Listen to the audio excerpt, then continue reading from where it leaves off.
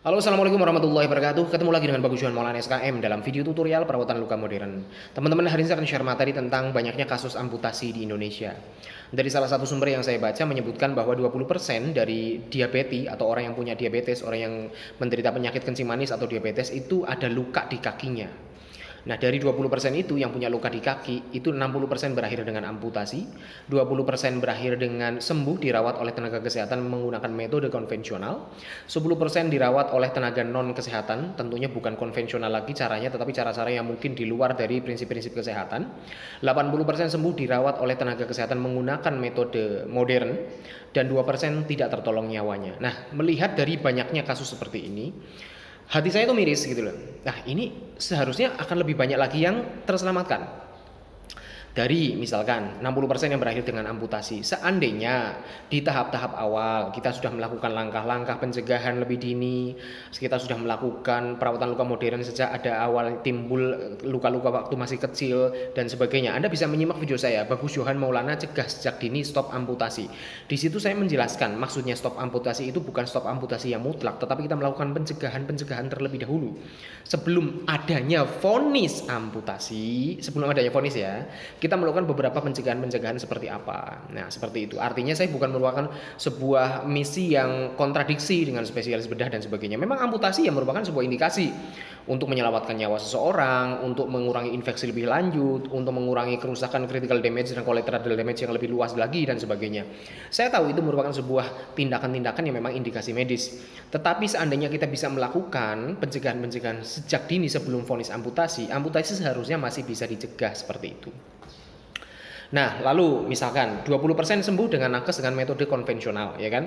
Nah, ini seandainya kita memberikan pelayanan perawatan luka modern, 20% ini daripada ditolong oleh tenaga kesehatan menggunakan metode konvensional, di mana membutuhkan waktu lebih panjang, di mana membutuhkan budget lebih besar secara kumulatif, kenapa tidak seharusnya ditangani sejak awal menggunakan perawatan luka modern, sehingga waktu yang ditempuh lebih pendek dan secara kumulatif budget yang dikeluarkan lebih sedikit. Ya kan? Nah, lalu 10% yang sembuh dirawat oleh tenaga non kesehatan. Tadi saya katakan 10% ini berarti dirawat oleh siapapun itu, pengobatan tradisional kayak entah dirawat sendiri di rumah kayak dan sebagainya dengan menggunakan metode-metode bukan konvensional lagi tetapi metode non kesehatan yang mungkin di luar prinsip kesehatan. Nah, tentunya di sini memiliki risiko lebih tinggi, ya kan? Pastinya jangka waktunya pasti lebih lama lagi, lalu mungkin budget yang akan dikeluarkan juga lebih banyak dan banyak ketidakpastian karena di situ mengandung resiko karena tidak sesuai dengan prinsip-prinsip kesehatan. Nah, seandainya yang 10% ini dirawat sejak dini, sejak awal ketemu pelayanan perawatan luka modern, maka tentunya resiko-resiko yang akan dihadapi lebih sedikit.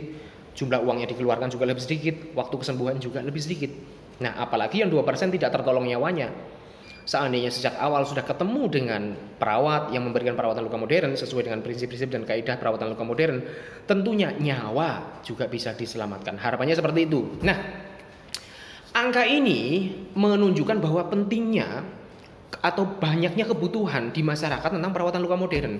Maka saya sering mengajak teman-teman perawat, teman-teman medis untuk upgrade ilmu perawatan luka modern. Entah itu bidan juga bisa, ya kan? Bidan juga kadang kan menemui pasien-pasien yang memang membutuhkan dan datang ke tempat pelayanan kesehatan bidan praktek mandiri dan sebagainya. Tidak menutup kemungkinan seperti itu. Nah, bukan berarti saya mewajibkan semua orang, semua perawat itu, semua tenaga kesehatan itu mempelajari tentang perawatan luka modern. Tapi artinya dengan mengetahui, meskipun tidak melaksanakan, meskipun tidak memberikan pelayanan, kita mampu memberikan pandangan-pandangan.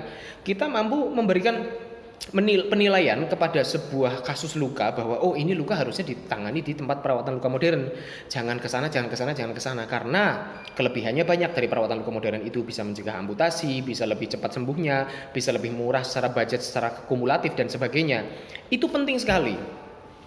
Itulah mengapa saya selalu mengajak teman-teman perawat untuk ayo upgrade ilmu dong. Saya dulu juga sebelum mengenal perawatan luka modern saya taunya alah perawatan luka itu apa sih, paling hanya cuman dikompres kasa menggunakan NSAID dan sebagainya.